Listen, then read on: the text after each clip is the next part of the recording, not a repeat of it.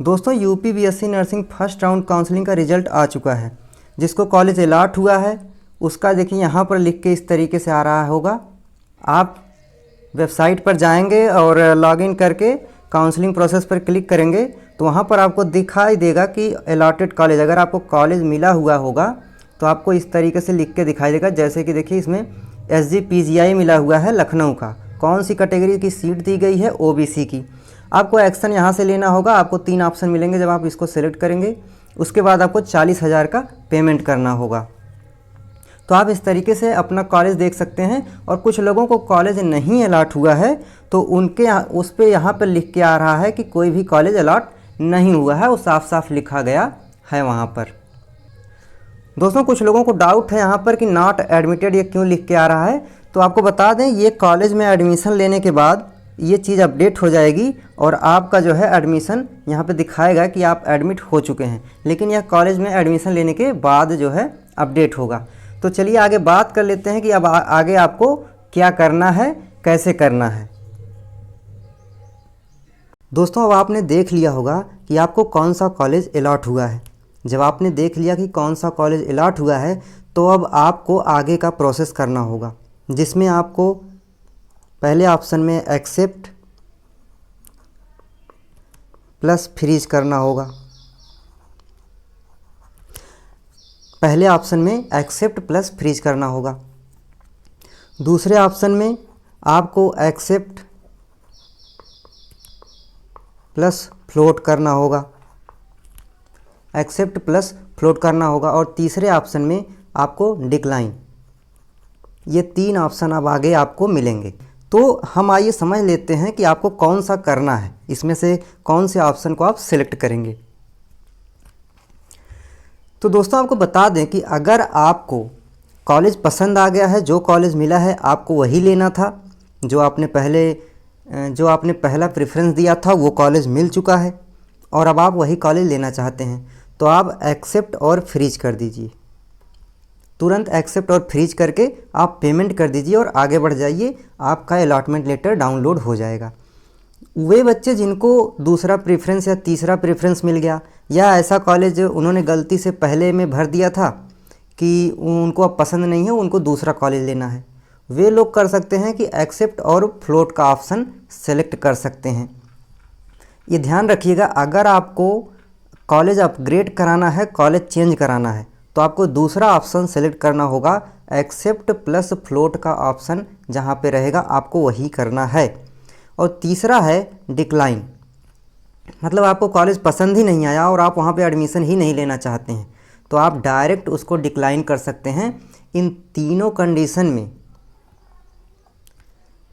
पहली कंडीशन में आप दूसरी राउंड की काउंसलिंग में पार्टिसिपेट नहीं कर सकते हैं, और इन दोनों कंडीशन में, मतलब फ्लोट और डिक्लाइन के कंडीशन में, आप सेकेंड राउंड की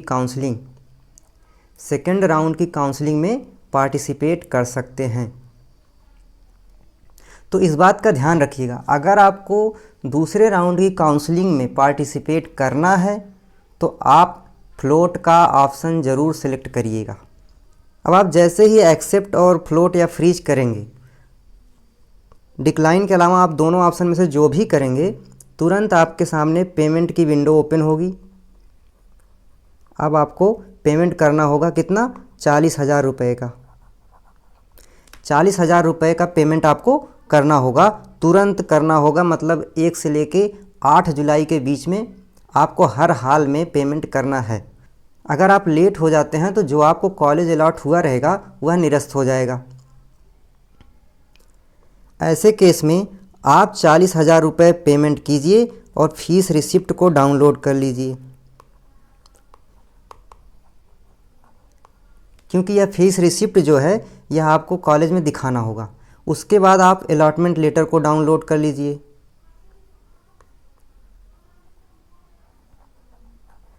आप अलॉटमेंट लेटर को डाउनलोड कर लीजिए और फिर आपका वेबसाइट से काम ख़त्म हो जाएगा। इतना काम करने के बाद फिर आपको जाना होगा उस कॉलेज में जो कॉलेज आपको अलॉट हुआ है। उसके बाद ये सारी चीज़ें लेके कॉलेज में आप चले जाइए।